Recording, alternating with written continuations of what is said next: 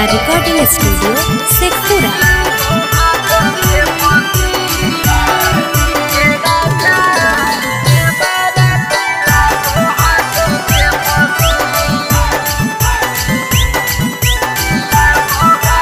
अरे अपने चलाबो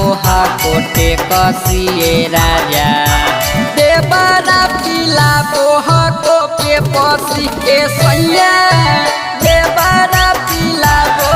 को पे पसी दिल हो तू मोबाइल गले कसिए सैया देवरा पिलाबो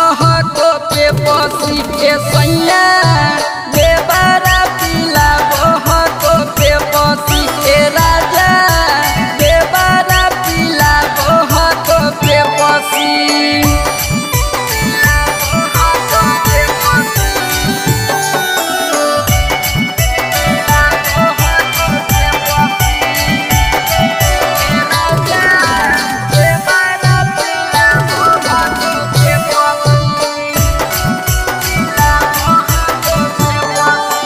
हमारा से करो हको मस्तिए पिया देवरा पिलाबो हको पे पसी के सैया देवरा पिलाबो हको पे पसी पेन्हे खातिर लाबो हको में कसिए पिया देवरा पिलाबो हको पे पसी के सैया देवरा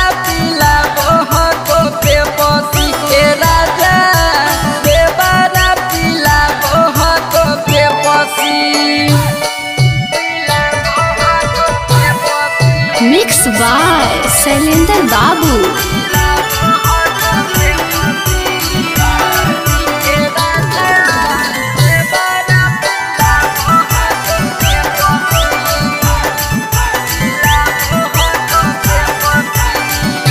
घुमावे ले जाहू हमारा बसतिए पिया देवरा पिलाबो को पे पसी के सैया देवरा पिलाबो को पे पसी करो हको नंदन जबरदस्तिए पिया देवरा पिलाबो को पे पसी के सैया